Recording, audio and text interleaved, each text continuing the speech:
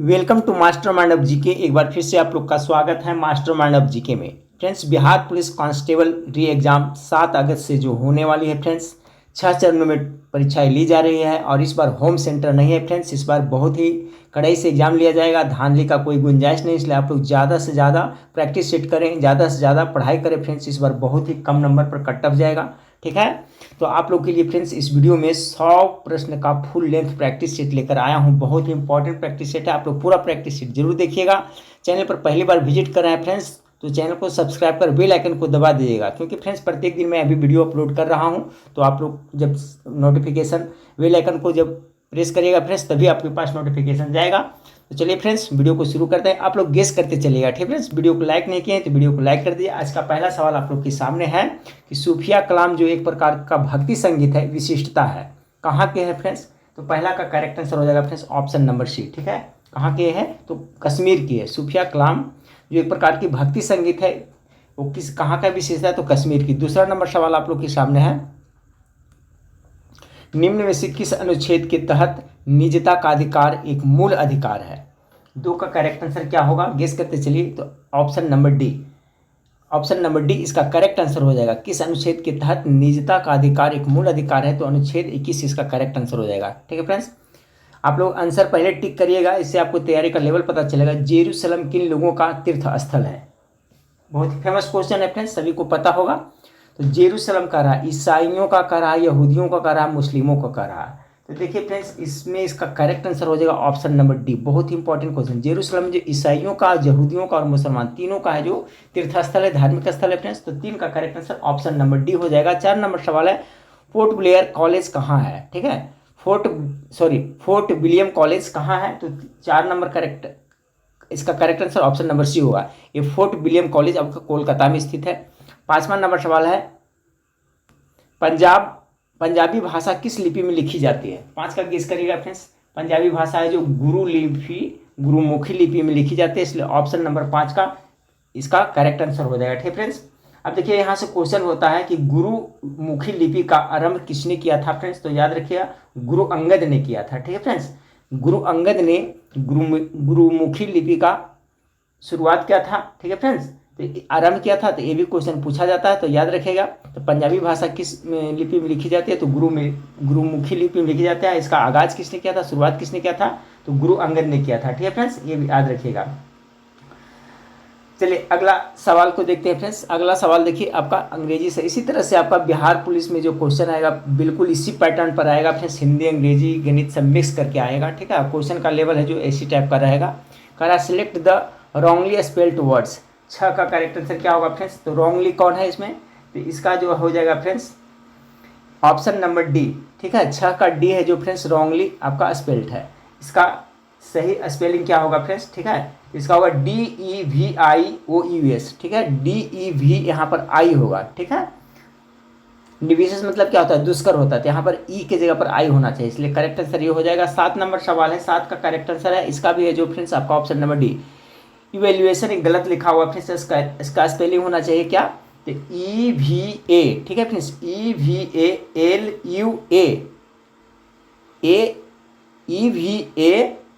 EVALUA होना चाहिए, ठीक है फ्रेंड्स। ATION होना चाहिए, तो आपका ऑप्शन नंबर डी इसका करेक्ट आंसर हो जाएगा, क्योंकि ये गलत लिखा हुआ है, रॉन्गली स्पेल्ड है। 8 नंबर सवाल आपका है, translate the following sentence into English. इस तरह से आपका आएगा क्वेश्चन।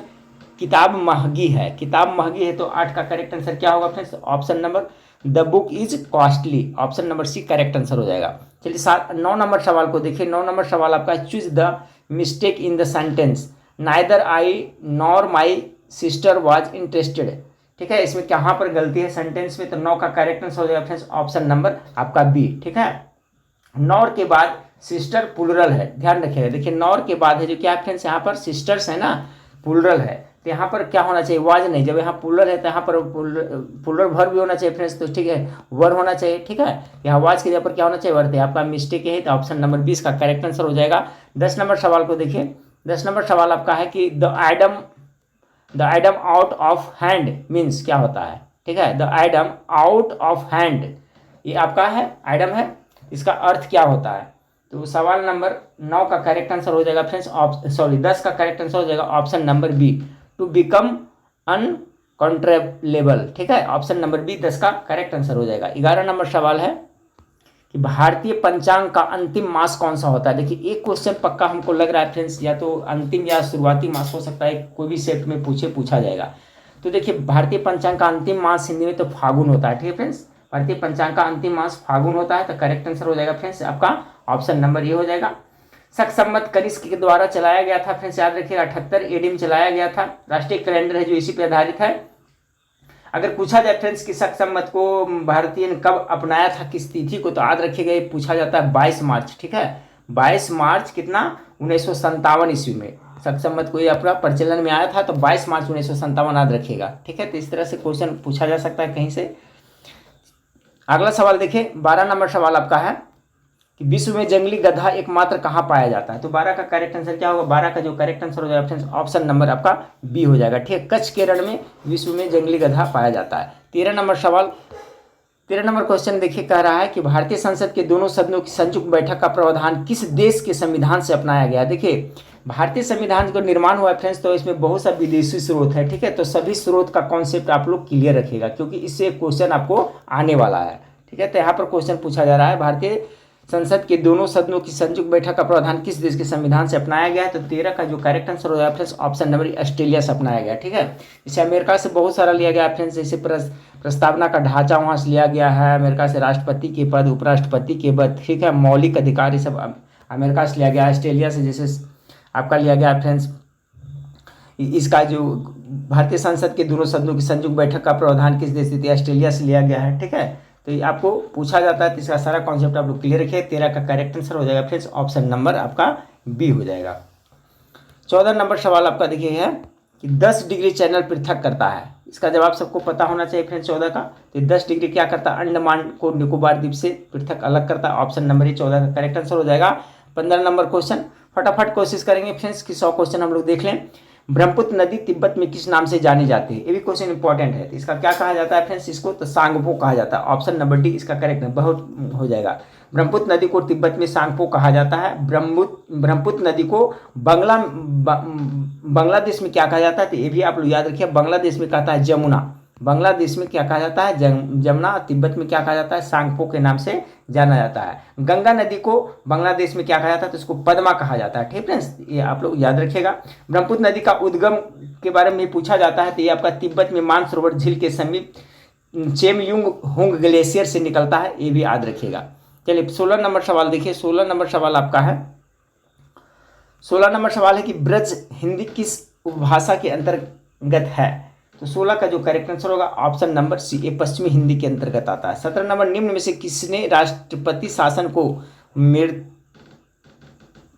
पत्र की संज्ञा दी थी। 17 का correct answer option number doctor Bhimrao Ambedkar. बहुत इंपॉर्टेंट क्वेश्चन, भीमराव अम्बेडकर ने राष्ट्रपति शासन को मृत पत्र की संज्ञा दी थी। चलिए 17 नंबर क्वेश्चन हो गया फ्रेंड्स। 18 नंबर सवाल को देखिए, ठीक है। 18 नंबर सवाल आपका है कि उर्वशी किसका काव्य है। बहुत इंपॉर्टेंट सवाल है, गेस करें आप लोग। 18 का करेक्ट आंसर हो जाएगा फ्रेंड्स उर्वशी किसके द्वारा लिखा गया है, तो उर्वशी के है जो दिनकर, ठीक है फ्रेंड्स, राष्ट्रकवि दिनकर जी की रचना है उर्वशी। तो ऑप्शन नंबर सी इसका करेक्ट आंसर हो जाएगा। जयशंकर प्रसाद का देखिए आंसू हो गया फ्रेंड्स, तितली हो गया। मैथिली शरण गुप्त का भी हो गया फ्रेंड्स, जैसे कि आपका मैथिली शरण गुप्त का हो गया। यहाँ महादेवी वर्मा का यामा हो गया फ्रेंड्स, और मैथिली किरण को मैला आंचल हो गया, ठीक है फ्रेंड्स। मैथिली शरण नहीं, मैला आंचल फणीश्वर रथ रेणु का है फ्रेंड्स। मैथिली शरण गुप्त का हो गया आपका 3 बुक उसका फेमस है फ्रेंड्स, थोड़ा सा माइंड्स में नहीं आ रहा है मैथिली शरण के। हाँ, भारत भारती यशोधरा, ठीक है फ्रेंड्स। भारत भारती जो मैथिली शरण गुप्त का है, यशोधरा है जो उसी का है फ्रेंड्स। तो ये सब इंपॉर्टेंट बुक्स है, इसको सभी लोग याद कर लीजिएगा, ठीक है। एक बार देख लेते हैं उर्वशी किसका काव्य है फ्रेंड्स। तो उर्वशी दिनकर जी का, जयशंकर प्रसाद का आंसू तितली हो गया, मैथिली शरण गुप्त का भारत भारती यशोधरा हो गया, महादेवी वर्मा का यामा बहुत ही फेमस है। ये सब पूछा जा सकता है। 19 नंबर सवाल को देखिए फ्रेंड्स। मैंने विद्यालय जाना है, वाक्य में शुद्ध अंश क्या है। मैंने विद्यालय जाना है, देखिए यहाँ पर तो सिंपल लग रहा है 19 का फ्रेंड्स, ये मैंने नहीं होगा यहाँ पर, मैंने क्या पर कहा मुझे होगा, मुझे विद्यालय जाना है ना कि मैंने जाना है। 20 नंबर सवाल देखिए। 20 नंबर सवाल आपका है फ्रेंड्स, किसका प्रयोग सदैव बहुवचन में होता है। एक क्वेश्चन बार बार रिपीट हो रहा है फ्रेंड्स, बहुत बार आपको एग्जाम में देखने को मिला होगा। 20 नंबर सवाल का करेक्ट आंसर क्या होगा? ऑप्शन नंबर दर्शन। दर्शन है जो हमेशा क्या होता है? बहुवचन में होता है फ्रेंड्स। तो 20 का correct answer option number A हो जाएगा। 21 नंबर सवाल आपका है कि निम्न में से कौन सा पदार्थ प्रतिचुंबकीय पदार्थ है? 21 का correct answer option number A होगा कॉपर। ठीक है, कॉपर है जो फ्रेंड्स क्या प्रतिचुंबकीय पदार्थ का उदाहरण है। 22 नंबर सवाल का रेफरेंस देखिए मैथमेटिक्स का है। मैथमेटिक्स 8 से 10 क्वेश्चन, इसका आंसर मैं बता देता हूँ। देखिए इस टाइप का क्वेश्चन दिया है प्रैक्टिस सेट में। इसका जो करेक्ट आंसर आएगा ऑप्शन नंबर ए आएगा। ठीक फ्रेंड्स, यदि अल्फा बीटा और गामा क्रमशः रैखिक क्षेत्रीय एवं आयतन प्रसार गुणांक है तो इसका करेक्ट आंसर हो जाएगा ऑप्शन नंबर बी। अगला सवाल को देखते हैं, आपका नॉमिनिकल से था। 23 नंबर सवाल को देखें कि किसी पदार्थ के वाष्पीकरण की गुप्त ऊष्मा हमेशा क्या होता है? देखिए इस टाइप का क्वेश्चन पूछा जा सकता है फ्रेंड्स। तो हमेशा क्या होता है फ्रेंड्स? उसकी गलन की गुप्त ऊष्मा से अधिक होता है। किसी भी पदार्थ के वाष्पीकरण की जो गुप्त ऊष्मा होता है उसकी गलन गुप्त ऊष्मा से क्या होता है? अधिक होता है। बहुत ही इंपॉर्टेंट सवाल है।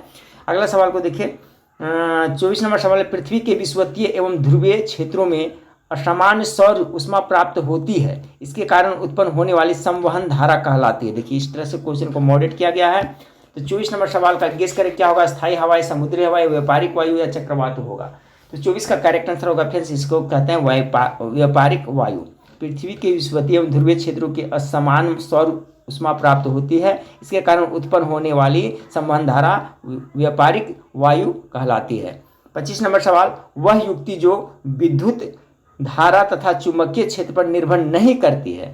तो 25 का जो करेक्ट आंसर होगा फ्रेंड्स ऑप्शन नंबर ए, तापीय पुंज। ठीक है फ्रेंड्स, ये है जो आपका क्या है कि विद्युत धारा और चुंबकीय क्षेत्र पर निर्भर नहीं करता, बाकी जनित्र, विद्युत, मोटर, धारा मापी सब करता है। 26 नंबर, गति के दौरान किसी कार के टायरों में वायु दाब क्या होता है? गति के दौरान किसी कार के टायरों में वायु, देखिए ये मॉडरेट क्वेश्चन है फ्रेंड्स। जब कोई भी कार है फ्रेंड्स गति में है, रेस में है, तो उसके टायरों में जो वायु दाब क्या होता है? चलिए गेस करिए, अपना दिमाग लगाइए फ्रेंड्स, क्या होता है उसमें? तो बढ़ जाता है। ठीक है, ऑप्शन नंबर ए इसका करेक्ट आंसर हो जाएगा। 27 नंबर सवाल को देखिए। 27 नंबर सवाल आपका है कि निम्न में से कौन सी गति सरल आवर्त गति नहीं है? 27 का जो करेक्ट आंसर हो जाएगा फ्रेंड्स ऑप्शन नंबर सी हो जाएगा, सूर्य के चारों ओर ग्रह की गति। सूर्य के चारों ओर किसी ग्रह की गति आवर्त गति नहीं है। ठीक है फ्रेंड्स, किंतु सरल आवर्त गति नहीं होती है। ठीक है, किंतु यह सरल गति नहीं होती है। इसका जो करेक्ट आंसर हो जाएगा फ्रेंड्स उदाहरण ऑप्शन नंबर सी हो जाएगा। 27 का करेक्ट आंसर क्या हो जाएगा? ऑप्शन नंबर सी हो जाएगा। चलिए अगला सवाल को देखते हैं। 28 नंबर सवाल आपका है कि पृथ्वी की सतह पर किसी सरल लोलक का आवर्तकाल 4 सेकेंड है, तो चंद्रमा की सतह पर इसका आवर्तकाल क्या होगा? 28 का करेक्ट आंसर क्या हो जाएगा फ्रेंड्स? तो ऑप्शन नंबर इसका सी 10 सेकेंड हो जाएगा। ठीक है, क्या हो जाएगा? 10 सेकेंड हो जाएगा। आप लोग को पता होगा चंद्रमा की सतह पर गुरुत्वीय त्वरण पृथ्वी की सतह गुरुत्वीय त्वरण का कितना हो जाता है? 1/6 भाग हो जाता है। ठीक है फ्रेंड्स, तो पृथ्वी की सतह पर किसी सरल लोलक का आवर्तकाल 4 सेकेंड है, तो चंद्रमा की सतह पर इसका आवर्तकाल कितना हो जाएगा फ्रेंड्स? तो आपका 10 सेकेंड हो जाएगा। चलिए अगला सवाल को देखते हैं। 29 नंबर सवाल को देखते हैं। 29 नंबर सवाल आपका है कि अनुनाद पर प्रणोदित दोलन का आयाम होता है। 29 का करेक्ट आंसर क्या होगा फ्रेंड्स? तो देखिए अनुनाद पर प्रणोदित दोलन का आयाम अधिकतम होता है। 30 नंबर सवाल है, अनुप्रस्थ तरंग में माध्यम के कण क्या होते हैं? ठीक है, अनुप्रस्थ तरंग देखिए याद रखिएगा, प्रकाश है जो हमेशा अनुप्रस्थ तरंग में गमन करती है फ्रेंड्स, और ध्वनि है जो अनुदैर्घ्य तरंग में गमन करती है। ये दो क्वेश्चन इंपॉर्टेंट है, पूछा जाता है। तो 30 का जो करेक्ट आंसर होगा फ्रेंड्स ऑप्शन नंबर ए होगा। अनुप्रस्थ तरंग में माध्यम के कण लंबवत दिशा में संचरण की दिशा में कंपन करती है। 31 नंबर सवाल, 31 नंबर क्वेश्चन है, सिंधु सभ्यता की मोहरों पर बने स्वास्तिक के चिन्ह से किस देवता की उपासना का अनुमान लगाया जाता है? बहुत अच्छा सवाल इतिहास का। 31 का करेक्ट आंसर क्या हो जाएगा? तो ऑप्शन नंबर डी, सूर्य देवता का आपका प्रमाण मिलता है। ठीक है, अनुमान किसकी उपासना का? तो सूर्य देवता का। सिंधु सभ्यता की मोहरों पर बने व स्वास्तिक के चिन्ह से किस देवता की उपासना का अनुमान लगाया जाता है? तो सूर्य देवता। निम्न में से चोल वंश का प्रमुख केंद्र कौन सा था? तो 32 का गेस करिए, करेक्ट आंसर क्या होगा? तो चौल का तंजौर हो जाएगा। 33 नंबर क्वेश्चन देखिए, निम्न में से किस स्थान पर सिकंदर की मृत्यु हुई? तो चलिए इसका जवाब सबको पता होगा। 33 का करेक्ट है, बेबुलेन में इसकी मृत्यु हुई थी फ्रेंड्स। ठीक है, सिकंदर की मृत्यु कब हुई थी? तो 323 ईसा पूर्व, याद रखिएगा 323 ईसा पूर्व में 33 वर्ष की अवस्था में बेबुलेन में हो गई थी। कितने वर्ष की अवस्था में? तो 33 वर्ष की अवस्था में, ये भी आप लोग याद रखिएगा। चलिए अगला सवाल देखते हैं, जातक कथाएं किसके समय की कहानी से संबंधित है? बहुत अच्छा सवाल है फ्रेंड्स। 34 नंबर सवाल, तो देखिए जातक में क्या बौद्ध धर्म से संबंधित है, option number B correct answer हो जाएगा, जातक कथाएं। ठीक है, 35 नंबर, अशोक के 14वें शिलालेख में सर्वाधिक महत्व देने वाली शिलालेख कौन है? तो 35 का करेक्ट आंसर क्या होगा फ्रेंड्स? तो ऑप्शन नंबर डी होगा 13वां शिलालेख। ठीक है, अशोक के 14 शिलालेखों में सर्वाधिक महत्व देने वाला शिलालेख कौन सा है? 13वां है। ठीक है, 13वां बृहत शिलालेख में कलिंग विजय का उल्लेख किया गया। एक क्वेश्चन उलट उलट करके पूछता है फ्रेंड्स कि कलिंग विजय के बारे में जिक्र किस अभिलेख में मिलता है? तो वही आपका जो बता रहा हूँ फ्रेंड्स 13वां, इसलिए काफी इंपॉर्टेंट है। इसका जो करेक्ट आंसर हो जाएगा जो आपका ऑप्शन नंबर डी हो जाएगा। ठीक है फ्रेंड्स, चलिए तो अशोक के 14वें शिलालेख में सर्वाधिक महत्व देने वाला शिलालेख कौन है? तो 13वां अभिलेख है। याद रखिए कलिंग विजय का लेख है जो उसी में मिलता है। 36 नंबर सवाल को देखिए कि कांग्रेस का 1906 ईस्वी का अधिवेशन, ठीक है, जिसमें स्वराज को लक्ष्य घोषित किया गया था, कहां पर हुआ था? 36 का करेक्ट आंसर क्या होगा? 36 का correct answer option A Kolkata में हुआ था। ठीक है फ्रेंड्स, 1906 में अधिवेशन हुआ था जिसमें स्वराज को लक्ष्य घोषित किया गया था। याद रखिएगा ये 22वां कांग्रेस का अधिवेशन था फ्रेंड्स। ठीक है, इसकी अध्यक्षता किसने की थी पूछा जाता है? तो दादा भाई नौरोजी ने की थी। ये भी आप लोग याद रखिएगा। 1922 ईस्वी में क्या हुआ था अधिवेशन कांग्रेस का फ्रेंड्स? तो गया डिस्ट्रिक्ट में हुआ था फ्रेंड्स। ठीक है, याद रखिए चित्तरंजन दास इसके अध्यक्ष थे। ये सब सारा कॉन्सेप्ट क्लियर रखिएगा फ्रेंड्स। जो 150 रुपये में क्रैश कोर्स दे रहा हूँ उसमें तो टॉपिक वाइज सब बना करके दे दिया हूँ। जो बहुत सारे स्टूडेंट कोर्स खरीदे हैं रिवीजन के उनको पता होगा। ठीक है, उसमें बहुत सारे इंपॉर्टेंट क्वेश्चन सब पढ़ लीजिएगा फ्रेंड्स, तो पक्का स्कोरिंग आप लोग को बढ़ने वाला है। अब बहुत सारे स्टूडेंट अभी नहीं खरीदे 150 रुपये के चलते, तो मैं उन्हें कुछ नहीं कह सकता हूँ फ्रेंड्स, लेकिन 150 रुपये ज़्यादा अमाउंट नहीं। अगर मेरा क्रैश कोर्स खरीदने से 20 ईयर का क्वेश्चन जो PDF दे रहा हूँ उससे अगर आपका स्कोरिंग बढ़ जाता है फ्रेंड्स, अगर रिजल्ट हो जाता है 10, 15, 20 भी स्कोरिंग बढ़ता है तो 150 रुपये कोई बड़ी चीज़ नहीं है। अगर जो अभी नहीं खरीदे फ्रेंड्स, अगर खरीदना चाहते हैं तो ये नंबर 83 40 250 242 पे कांटेक्ट कर करके खरीद सकते हैं। ठीक है, 83 40 250 242, ऐसे डिस्क्रिप्शन में मैं नंबर अपना दे दूंगा। चलिए फ्रेंड्स, तो 36 नंबर सवाल का correct answer option number B हो गया। 37 नंबर सवाल कह रहा है कि हमारी पृथ्वी कितने देशांतर में बटी हुई है? 37 का भी अच्छा सवाल है फ्रेंड्स, तो इसका करेक्ट आंसर हो जाएगा सी हो जाएगा 360 डिग्री। हमारी पृथ्वी कितना 360 डिग्री देशांतर में बटी हुई है। पृथ्वी को 24 समय जोन में बांटा गया है, ये भी याद रखिए। पृथ्वी को कितने समय जोन में बांटा गया है? तो टोटल 24 समय जोन में बांटा गया है। ये भी क्वेश्चन पूछा जाता है, आप लोग याद रखिएगा। ठीक है फ्रेंड्स, और इससे क्वेश्चन देखिए थोड़ा सा मैं बता रहा हूँ जो इंपॉर्टेंट है, पूछा जाता है कि 1 घंटे में पृथ्वी कितना है फ्रेंड्स? 1 घंटे में पृथ्वी कितना? तो 15 डिग्री। ठीक है फ्रेंड्स, 1 घंटे में पृथ्वी 15 डिग्री और 4 मिनट में 1 डिग्री देशांतर घूम जाती है। ये आप लोग याद रखिएगा। ठीक है, पूछा जाता है। चलिए अगला सवाल को देखते हैं। लीनिंग टावर ऑफ पिसा स्थित कहाँ है? तो 38 का correct answer option number A हो जाएगा, इटली में है। 39 संचार उपग्रह किस वायुमंडल स्तर में स्थित होता है? देखिए फ्रेंड्स, ये आपका बहुत ज़्यादा इंपॉर्टेंट टॉप मोस्ट विषय है, और इसका जो स्टूडेंट अंग्रेजी नहीं याद किया ना वो अंग्रेजी याद कर लेगा, क्योंकि आप क्वेश्चन मॉडरेट करता है अंग्रेजी में पूछ देगा। जैसे पूछ देगा फ्रेंड्स आपका कि बिजली संबंधित घटनाएं किस मंडल में घटती है? ठीक है, वायु जो वर्षा होती है, बिजली कड़कती है, तो आपका क्षोभ मंडल तो सब जानते हैं, लेकिन अगर ट्रोपोस्फेयर दे देगा फ्रेंड्स तो आप लोग कंफ्यूज हो जाएगा। तो सबको याद रखिएगा। पहले इसका आंसर देख लेते हैं। संचार उपग्रह कहाँ होता है फ्रेंड्स? तो आयनोस्फेयर इसका करेक्ट आंसर हो जाएगा, आयन मंडल में। ठीक है, अब देखिए समताप मंडल को क्या कहते हैं? Stratosphere, ionosphere. अरे देखिए ट्रोपोस्फेयर, याद रखिएगा। क्वेश्चन दे देगा फ्रेंड्स तो इस तरह से अंग्रेजी में दे देगा। तो ट्रोपोस्फेयर में क्या होता है फ्रेंड्स? आपका क्षोभ मंडल में होता है, बिजली संबंधी मौसम संबंधी घटनाएं घटित होती है। क्या संचार उपग्रह के लिए हो गया फ्रेंड्स आपका ऑप्शन नंबर बी। ये क्वेश्चन हो सकता है पूछा जाए। अगला सवाल को देखते हैं कि नेफ्रोमीटर से निम्न में से किनका मापन किया जाता है? 40 का करेक्ट आंसर क्या होगा? गेस किया, नेफ्रोमीटर। 40 का जो करेक्ट आंसर हो जाएगा फ्रेंड्स ऑप्शन नंबर बी हो जाएगा। ठीक है, बादलों की दिशा एवं गति, बहुत ही इंपॉर्टेंट क्वेश्चन। नेफ्रोमीटर क्वेश्चन है पक्का 7 शिफ्ट में किसी शिफ्ट में हो सकता है पूछा जाए। 40 का करेक्ट आंसर ऑप्शन नंबर हो जाएगा बी। 41 नंबर सवाल है गेहूं की खेती निम्नलिखित में से किस मिट्टी से संबंधित है? तो 41 का जो करेक्ट आंसर हो जाएगा फ्रेंड्स ऑप्शन नंबर ए, ये चौनोज मिट्टी हो जाएगा। ठीक है फ्रेंड्स, गेहूं की खेती के लिए चौनोज मिट्टी का संबंध है, इसलिए करेक्ट आंसर हो जाएगा यहाँ पर ऑप्शन नंबर ई हो जाएगा। चौनोज में क्या होता है? जैविक तत्वों की कमी होती है, परंतु इसमें क्या खनिज तत्वों की प्रचुरता होती है, इसलिए गेहूं की खेती के लिए उपयुक्त माना जाता है। पूरे भारत में अगर देखा जाए सबसे ज्यादा कौन सा मिट्टी पाई जाती है फ्रेंड्स? तो जलोढ़ मिट्टी, याद रखिएगा क्वेश्चन पूछा जाता है। जलोढ़ मिट्टी को दोमट मिट्टी भी कहा जाता है, बहुत ही उपजाऊ होता है। चलिए 42 नंबर सवाल आपका है कि मुद्रास्फीति दर में होने वाली तीव्र वृद्धि का एक कारण कभी कभी आधार प्रभाव पर लगाया जाता है। यह आधार प्रभाव क्या है? तो 42 नंबर सवाल का जो करेक्ट आंसर गेस करिए, तो इसका करेक्ट आंसर सी हो, यह विगत वर्ष की कीमतों का स्फीति दर की गणना पर आया प्रभाव है। ठीक है, 42 हो गया। 43 नंबर सवाल देखिए अर्थव्यवस्था से है कि अर्थव्यवस्था में ब्याज व्याप्ति अनुपात क्या प्रदर्शित करती है? अच्छा सवाल इकोनॉमिक्स का। ब्याज व्यापित अनुपात क्या प्रदर्शित करते हैं? 43 का करेक्ट आंसर हो जाएगा ऑप्शन नंबर आपका बी। ठीक है, इसका उपयोग यह निर्धारित करने हेतु किया जाता है कि कोई कंपनी अपने बकाये ऋण का भुगतान कितनी आसानी से कर सकती है। ठीक है, याद रखिए ब्याज व्यापित अनुपात, तो ऑप्शन नंबर 20 का करेक्ट आंसर हो जाएगा। चलिए अगला सवाल 44 नंबर सवाल को देखते हैं। 44 नंबर सवाल आपका है कि निम्न में से कौन सा एक वित्तीय समावेशन की प्रक्रिया की सफलता में बाधक है? 44 का करेक्ट आंसर क्या होगा? तो 44 का हो जाएगा फ्रेंड्स आपका, देखिए निम्न आय निरक्षरता उपयुक्त सभी हो जाएगा। कह रहा क्या वित्तीय समावेशन की प्रक्रिया के लिए बाधक है ना, तो सभी हो जाएगा, निम्न आय भी है, निरक्षरता भी है, बैंक शाखाओं का अभाव। अगला सवाल को लिखते हैं। 45 नंबर सवाल आपका है कि निम्न में से कौन सा कथन सही नहीं है? 45 का कर आरबीआई की स्थापना होने से, यही तो आपको लग रहा है गलत फ्रेंड्स, क्योंकि विकल्पों में यहाँ पर 49 में दिया हुआ है आरबीआई का गठन नहीं हुआ था, वो राष्ट्रीयकरण हुआ था। ठीक है फ्रेंड्स, याद रखिएगा। तो ऑप्शन नंबर ए इसका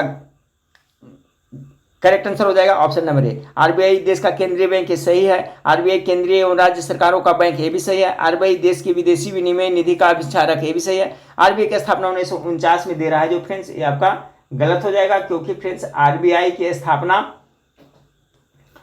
आरबीआई की राष्ट्रीयकरण हुआ था 1 जनवरी 1949 को आपका आरबीआई का राष्ट्रीयकरण किया गया था। ठीक है फ्रेंड्स, ये आपका सही आंसर हो जाएगा।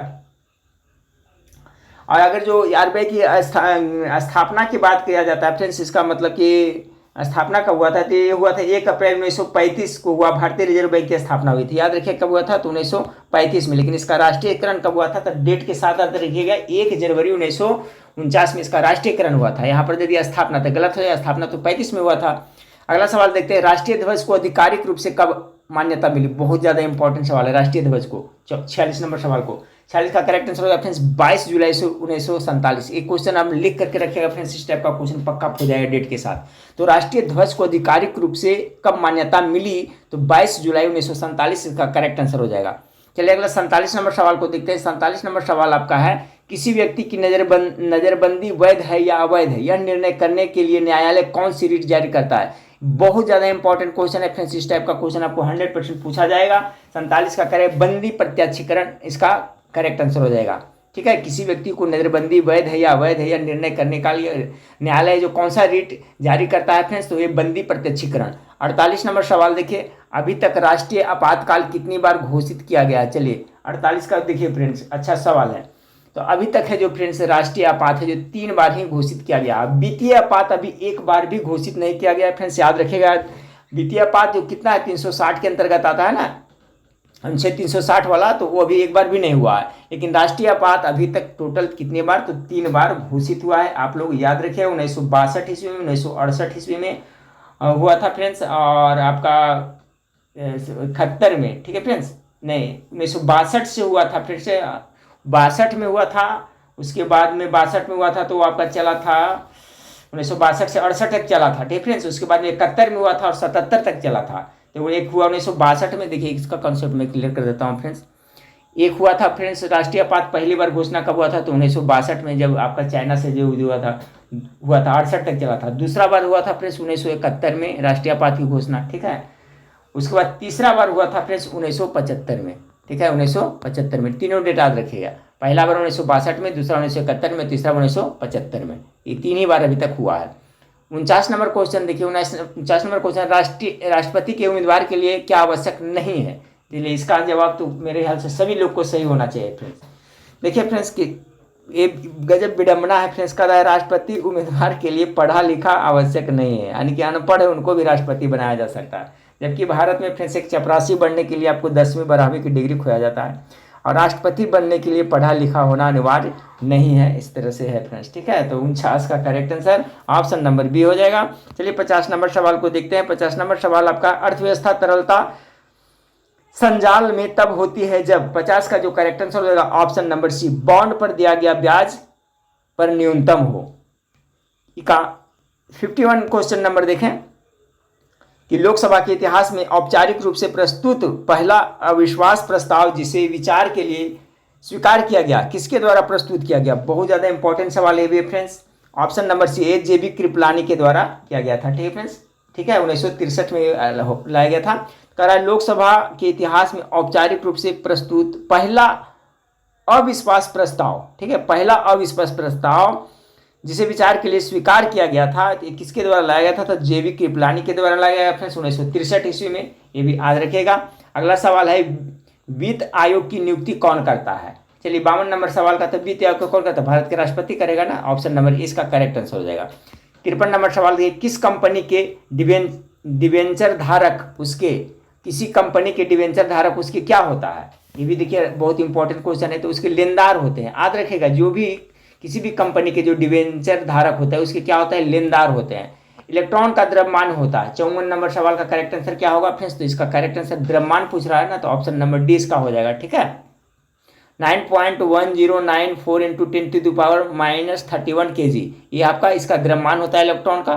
ठीक है, चलिए कार्नेलाइट किसका अयस्क है? कार्नेलाइट देखिए इसके पहले वाले मैं वीडियो में बनाया था फ्रेंड्स, कार्नेलाइट किसका अयस्क है बता चुका हूँ। चलिए गेस करिए, तो मैग्नीशियम का हो जाएगा। ठीक है फ्रेंड्स, किसका हो जाएगा? मैग्नीशियम का अयस्क है कार्नेलाइट। चलिए अगला सवाल को देखें।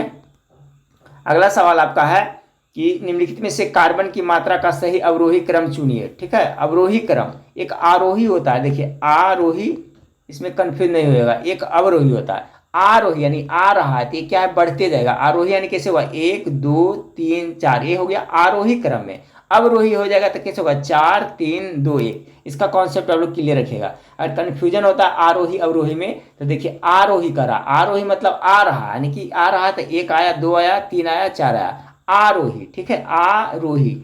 ठीक है फ्रेंड्स, अवरोही हमने घट रहा है, यानी कि अवरोही में 4 से हो जाएगा। इस तरह से कुछ बिठा लीजिएगा। तो इसमें कह रहा अवरोही कर रहा है। ठीक है फ्रेंड्स, तो पहले ज्यादा वाला, उसके बाद कम, उसके बाद यानी घटता हुआ। तो 56 का correct answer option number A होगा। ढलवा लोहा होगा फ्रेंड्स, उसके बाद पिटवा लोहा, उसके बाद मृद लोहा। ठीक है, यानी ढलवा लोहा इससे कम किसमें होता है? पिटवा लोहा इससे भी कम होता है, मृद लोहा होता है। ठीक है, चलिए 57 नंबर देखते हैं सवाल। 57 नंबर क्वेश्चन आपका है, प्राकृतिक रबड़ को अधिक मजबूत तथा प्रत्यास्थ बनाने के लिए उसमें निम्नलिखित में से क्या मिलाया जाता है? 57 नंबर क्वेश्चन का भी बहुत इंपॉर्टेंट है। उसमें क्या मिलाया जाता है फ्रेंड्स? तो उसमें गंधक, सल्फर मिलाया जाता है ना, सल्फर। ठीक है, ऑप्शन नंबर ए इसका करेक्ट आंसर हो जाएगा। इसको मिलाने से क्या होता है फ्रेंड्स? ये मजबूत होता है। ठीक है, प्राकृतिक रबड़ आइसोप्रीन का बहुलक है, आप लोग को पता होगा फ्रेंड्स। तो क्या प्राकृतिक रबड़ में सल्फर मिलाने से क्या होता है? निश्चित आकार के बनने में मदद करता है और क्या होता है? मजबूती प्राप्त होता है। चलिए 58 नंबर, हैलोजन में सबसे अभिक्रियाशील है, तो इसका जवाब तो आप लोग को पता होगा, फ्लोरीन हो जाएगा, option number A. 60 number question, निम्नलिखित में से किस विटामिन को हार्मोन माना जाता है? बहुत ज्यादा इंपॉर्टेंट सवाल है फ्रेंड्स। ठीक है, किस विटामिन को हार्मोन माना जाता है? 59 नंबर सवाल का करेक्ट आंसर क्या हो जाएगा? तो विटामिन डी को हार्मोन माना जाता है, ऑप्शन नंबर डी इसका करेक्ट आंसर हो जाएगा। ठीक है, विटामिन शब्द का प्रयोग सबसे पहले कौन ने किया था? खोज किसने किया था? फंक ने किया था फ्रेंड्स। ठीक है, डेट का अगर पूछे तो 1911 ईस्वी में फंक साहब ने किया था विटामिन शब्द का प्रयोग सबसे पहले, इसलिए विटामिन शब्द का खोज फंक ने किया था 1911 ईस्वी में। और किस विटामिन को हार्मोन कहा जाता है? विटामिन डी इसका करेक्ट आंसर हो जाएगा।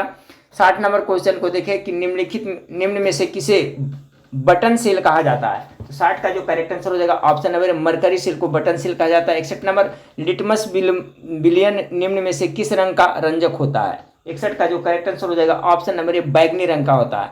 62 नंबर सवाल को देखिए कि एंटीबॉडीज का निर्माण होता है, बहुत ज्यादा इंपॉर्टेंट सवाल। 62 का गेस करिए क्या होगा? तो 62 का करेक्ट आंसर होगा अस्थि मज्जा में होता है। ठीक है, फिर एंटीबॉडी का निर्माण कहाँ होता है? तो आपका आपका अस्थि मज्जा में होता है। एंटीबॉडीज का निर्माण कहाँ होता है?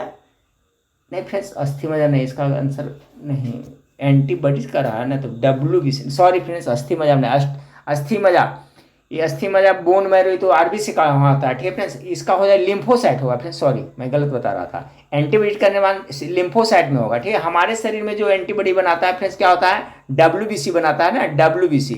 WBC इसी का प्रकार लिम्फोसाइट इसे कहा जाता है ना। तो देखिए 62 का करेक्ट आंसर होगा ऑप्शन नंबर ए होगा। बहुत ज्यादा इंपॉर्टेंट सवाल है। ठीक है फ्रेंड्स, एंटीबॉडी का निर्माण कहाँ होता है? तो लिम्फोसाइट में होता है। ठीक है, आप लोग इसे याद रखिएगा, तो बहुत इंपॉर्टेंट क्वेश्चन था ये।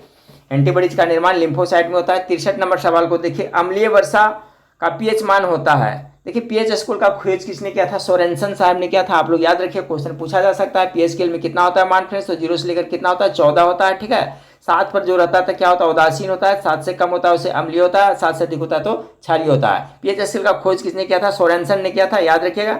अम्लीय वर्षा का पीएच मान क्या होगा फ्रेंड्स? तो अभी बताया 7 से कम रहेगा तो अम्लीय होगा, ऐसे होता है तो 7 से कम ही होगा, तो ये तो आपका ऐसा ही छट गया। 7 रहेगा तो उदासीन हो जाएगा। अब तीनों में से गेस कीजिए 63 का क्या होगा? तो देखिए अम्लीय वर्षा कब होता है फ्रेंड्स? जब इसका मान 6 से भी न्यूनतम होता है, ठीक है, तो ये अम्लीय वर्षा, तो ऑप्शन नंबर सी इसका करेक्ट आंसर हो जाएगा। अम्लीय वर्षा सबसे ज्यादा नॉर्वे में होता है, आप लोग याद रखिएगा। अगला सवाल को देखते हैं, निम्न में से कौन बहुकोशिकीय यूकैरियोटिक जीव है? बहुत इंपॉर्टेंट सवाल है फ्रेंड्स, इसका करेक्ट आंसर कवक, ठीक है फ्रेंड्स, कवक। कवक का अध्ययन माइकोलॉजी के अंतर्गत किया जाता है। यह क्या बहुकोशिकीय यूकैरियोटिक जीव है। 64 का correct answer option number A हो जाएगा। 65 नंबर सवाल है, निम्न में से किस विटामिन का नाम बायोटिन है? तो 65 का करेक्ट आंसर क्या होगा फ्रेंड्स, गेस करिए। बायोटिन किसे कहते हैं? तो B7 को बायोटिन कहा जाता है। ऑप्शन नंबर ए इसका करेक्ट आंसर हो जाएगा। 65 का correct answer option number A हो जाएगा। निम्न में से किस विटामिन का नाम बायोटिन है? तो इसका करेक्ट आंसर 65 का ए हो जाएगा। चलिए 66 नंबर सवाल देखते हैं। 66 नंबर सवाल, निम्नलिखित पर विचार कीजिए। महादेव पहाड़ियां, सह्याद्री पर्वत, सतपुड़ा पर्वत श्रेणी, ठीक है फ्रेंड्स। उपर्युक्त का उत्तर से दक्षिण की ओर सही क्रम कौन सा होगा? उत्तर से दक्षिण का कह रहा है, ठीक है 66 का, तो 66 का जो करेक्ट आंसर होगा फ्रेंड्स ऑप्शन नंबर सी हो जाएगा। पहले एक वाला यानी महादेव पहाड़ी हो गया फ्रेंड्स, उसके बाद तीसरा वाला हो जाएगा फ्रेंड्स सतपुड़ा पर्वत श्रेणी, उसके बाद सह्याद्री हो जाएगा, ठीक है। तो कह रहा है दक्षिण, उत्तर से दक्षिण की ओर, तो इसका करेक्ट आंसर हो जाएगा फ्रेंड्स ऑप्शन नंबर सी, ठीक है। 1, 3, 2। अगला सवाल को देखते हैं। अगला सवाल आपका है कि पेनल्टी स्ट्रोक कितने फासले से मारा जाता है? बहुत ज़्यादा इंपॉर्टेंट सवाल ये भी है फ्रेंड्स। 67 नंबर सवाल का, जो पेनल्टी स्ट्रोक मारा जाता है कितने गज से फुटबॉल में फ्रेंड्स, तो 67 का करेक्ट आंसर होगा ये 8 गज की दूरी से मारा जाता है। पेनल्टी स्ट्रोक कितने फासले से दूरी से मारा जाता है? तो 8 गज की। सभी इसको नोट कर ले माइंड में फ्रेंड्स, इंपॉर्टेंट क्वेश्चन, कितने? 8 गज के। इस पर ध्यान दे करके याद रखिएगा क्योंकि एग्जाम में एक सडनली आएगा फ्रेंड्स, तो 10 गज मारिएगा, 12 मारिएगा, इसमें कन्फ्यूज है। कितने? 8 गज पे से मारा जाता है। अगला सवाल है, राष्ट्रीय उपभोक्ता दिवस कब मनाया जाता है? ये भी क्वेश्चन पूछा जा सकता है फ्रेंड्स, बिल्कुल एग्जाम में कोई भी शिफ्ट में पूछा जा सकता है। तो 24 दिसंबर इसका करेक्ट आंसर हो जाएगा। राष्ट्रीय उपभोक्ता दिवस कब मनाया जाता है? निम्न में से कौन पौधे का प्रजनन अंग है? प्रजनन अंग कौन है? तो इसका करेक्ट आंसर हो जाएगा पुष्प हो जाएगा ना। निम्न में से कौन पौधे का प्रजनन अंग है? तो पुष्प ही तो इसका प्रजनन अंग होता है। 69 का करेक्ट आंसर हो गया फ्रेंड्स आपका ऑप्शन नंबर बी। चलिए 70 नंबर सवाल को देखते हैं कि 2011 के जनगणना के अनुसार भारत के निम्नलिखित राज्यों में से किसकी जनसंख्या उत्तर प्रदेश के बाद सबसे अधिक है? 70 का करेक्ट आंसर हो जाएगा फ्रेंड्स ऑप्शन नंबर, बहुत ज्यादा इंपॉर्टेंट सवाल है भी। देखिए इसी टाइप का क्वेश्चन पक्का रहेगा बिहार पुलिस में। देखिए फ्रेंड्स आपका महाराष्ट्र की जनसंख्या जो उत्तर प्रदेश के बाद सबसे अधिक है, ठीक है फ्रेंड्स 2011 के जनगणना के अनुसार। तो इसके अनुसार से मैं बता देता हूँ फ्रेंड्स, सबसे ज़्यादा मैं 4 तक बता देता हूँ। सबसे ज़्यादा कहाँ था? तो आपका उत्तर प्रदेश, दूसरा स्थान पर था महाराष्ट्र, अपना बिहार था जो अपने आपका तीसरा स्थान पर था, ठीक है भाई। चौथा स्थान पर पश्चिम बंगाल था और 5वां स्थान पर आंध्र प्रदेश था। तो ये आपका याद रखना ये आंकड़ा फ्रेंड्स कि 2011 में जो जनगणना हुआ था सबसे ज़्यादा उत्तर प्रदेश, दूसरा स्थान पर महाराष्ट्र, तीसरा पर आपका हो गया बिहार, चौथा पर हो गया आपका पश्चिम बंगाल और 5वां पर आंध्र प्रदेश। चलिए 71 नंबर सवाल को होते हैं, भारत भारती की लेखक कौन है? अभी मैं बता रहा था फ्रेंड्स भारत भारती के बारे में। तो भारत भारती का हो गया कौन सा फ्रेंड्स आपका मैथिली शरण गुप्त। इसका मैं 2 किताब बताया था और फिर बताया था, एक यशोधरा और एक साकेत। देखिए साकेत में इस समय भूल रहा था। तो मैथिली शरण गुप्त का है भारत भारती, यशोधरा और साकेत तीनों इन्हीं का है फ्रेंड्स, बहुत ही फेमस है तो याद रखिएगा।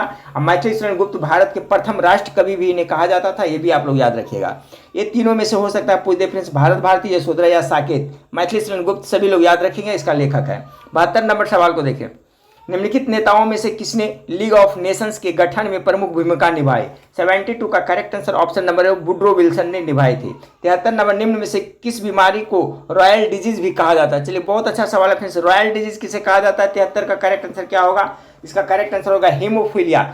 हीमोफीलिया को क्या कहा जाता है? रॉयल डिजीज कहा जाता है। यह एक आनुवंशिक रोग है, ठीक है फ्रेंड्स। हीमोफीलिया क्या है? आनुवंशिक रोग है। इसमें क्या होता है कि ब्लड का शरीर है जो फ्रेंड्स चोट लगता है, घाव होता है तो जो रक्त निकलता है ना, रुधिर निकलना बंद हो जाता है, ठीक है। तो ये जेनेटिक रोग है, आनुवंशिक रोग के अंतर्गत आता है। कलर ब्लाइंड्स में आनुवंशिक है, तो याद रखिएगा पूछा जा सकता है कि हीमोफीलिया कैसा रोग है? इसे रॉयल डिजीज भी कहा जाता है। ये कैसा है? आनुवंशिक रोग के उदाहरण है। चलिए अगला 74 को देखते हैं। 74 नंबर क्वेश्चन आपका है कि गाय के दूध में भैंस, बकरी, भेड़ आदि दूध की मिलावट का पता करने हेतु किस परीक्षण का उपयोग किया जाता है? देखिए कितना अच्छा सवाल है फ्रेंड्स। तो 74 का करेक्ट आंसर क्या हो जाएगा? हंसा परीक्षण। ये सब क्वेश्चन को आप लिख करके रखिएगा, कोई भी एग्जाम के लिए बहुत ज़्यादा इंपॉर्टेंट है। मान लीजिए गाय के दूध में भैंस, बकरी, भेड़ आदि दूध की मिलावट कर दिया जाए तो उसको पता कर ले कैसा परीक्षण किया जाता है? हंसा परीक्षण। 74 का करेक्ट आंसर आपका ऑप्शन नंबर ए हो जाएगा। चलिए 75 नंबर सवाल को देखते हैं। 75 नंबर सवाल आपका है फ्रेंड्स कि विश्व बैंक द्वारा दिए जाने वाले ऋणों की अवधि सामान्यतः होती है। 75 बहुत ही अच्छा प्रैक्टिस क्वेश्चन का लेवल आपको पता चल रहा होगा फ्रेंड्स। इसका क्या होता है फ्रेंड्स, 75 का करेक्ट आंसर 5 से 20 वर्ष होता है। देखिए विश्व बैंक, ठीक है फ्रेंड्स, विश्व बैंक जिसका मुख्यालय कहाँ वाशिंगटन डीसी में है, तो विश्व बैंक से जो ऋण दिया जाता है उसकी सामान्यता अवधि 5 से 20 वर्ष के लिए होता है। इसका मुख्यालय कहाँ, वाशिंगटन डीसी, ये भी याद रखिएगा।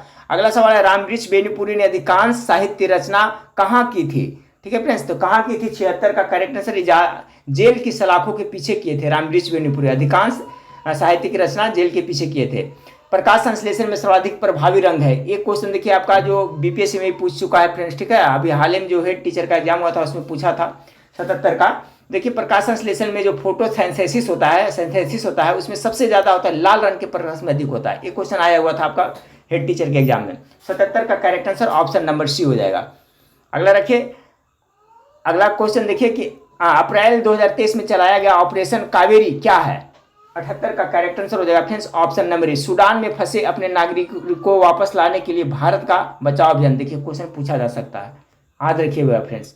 चलिए अगला सवाल को देखिए, जिसका ज्ञान इंद्रियों द्वारा ना हो उसे क्या कहा जाता है, ठीक है, बहुत ज्यादा टॉप मोस्ट वीवीआई सवाल है 79 का।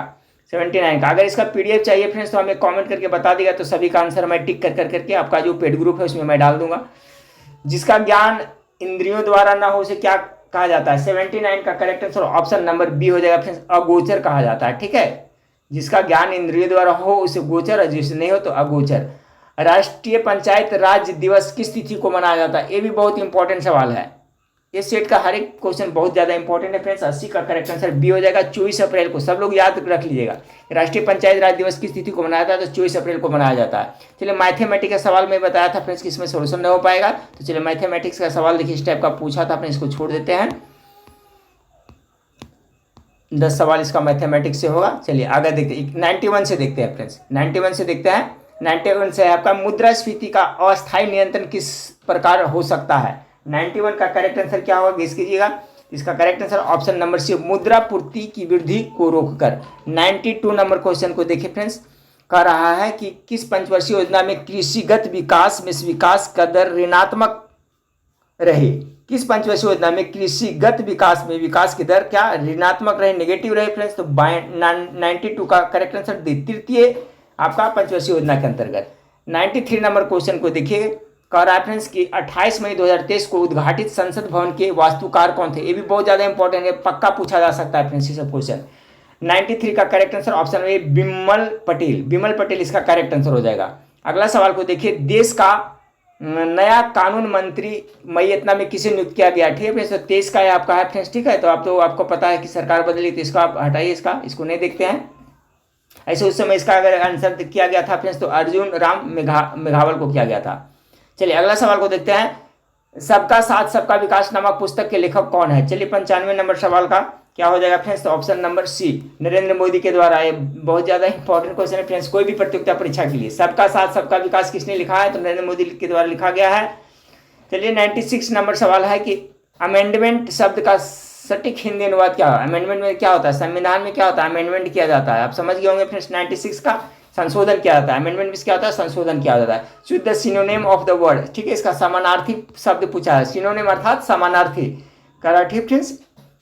इमर्स मतलब क्या होता है, ठीक है, इमर्स या इमर्ज इसको पढ़ सकते हैं। तो 97 इसका मतलब होता है फ्रेंड्स डुबाना, ठीक है फ्रेंड्स, तो इसका सिनोनिम क्या हो जाएगा, ऑप्शन नंबर डी, ठीक है, सब मर्ज हो जाएगा, ठीक है फ्रेंड्स, इसका correct answer option number D हो जाएगा। चलिए 98 को देखते हैं फ्रेंड्स, 98 नंबर सवाल को देखते हैं। The idiom the whole 9 yards means क्या होता है, 98 का करेक्ट आंसर क्या हो जाएगा फ्रेंड्स, इसका मतलब होता है द होल्ड 9 यार्ड, मतलब होता है किसी चीज की संपूर्णता, तो इसका जो करेक्ट आंसर हो जाएगा ऑप्शन नंबर बी, ठीक है, द एंटायरिटी ऑफ समथिंग, ठीक है, एंटायरिटी ऑफ समथिंग। 98 का correct answer option number B हो जाएगा। 99 नंबर सवाल देखिए, कह रहा है choose the appropriate word to fill in the blanks, यहाँ पर खाली स्थान पर भरना है। The offer is good, you will regret, you decline it. 99 का correct answer option number C हो जाएगा, ठीक है friends, the offer is good, you will regret if you decline it, तो यहाँ पर ऑप्शन नंबर सी 99 का करेक्ट आंसर होगा। आज का लास्ट सवाल देखते हैं। There was a lot of rubbish on the floor, so I asked Sangita to sweep away, ठीक है फ्रेंड्स, कह रहा है कि आपका lot of on the floor, floor पर बहुत सारा रबिश था तो उसको बांटने के लिए, तो यहाँ पर क्या होगा फ्रेंड्स, 100 नंबर का क्वेश्चन का सी होगा, टू शिप इट अवे। ठीक है फ्रेंड्स, तो इसका correct answer option number C हो जाएगा। एक बार और देख लेते हैं क्वेश्चन को, क्या कर रहा है friends. There was a lot of rubbish on the floor so I asked Sangita to sweep, झाड़ू लगाने के लिए, इट अवे। ठीक है फ्रेंड्स, तो यहाँ 100 का करेक्ट आंसर क्या हो जाएगा फ्रेंड्स, ऑप्शन नंबर सी इसका करेक्ट आंसर हो जाएगा। तो यहाँ पर 100 क्वेश्चन हम लोग देख लिए फ्रेंड्स। ठीक है, इसमें खाली मैथ का सॉल्यूशन नहीं देखिए, बाकी इंग्लिश और हिंदी का मिक्स और जीके जीएस का बहुत अच्छा सवाल देखिए, तो इसमें 90 क्वेश्चन। इसी तरह से प्रैक्टिस सेट अगर आप लोग को चाहिए फ्रेंड्स, तो आप लोग हमें कमेंट जरूर करिएगा, वीडियो को लाइक करिएगा और वीडियो को शेयर भी जरूर करें फ्रेंड्स। ठीक है, तो चलिए नेक्स्ट वीडियो में फिर मिलते हैं, देखने के लिए थैंक्स।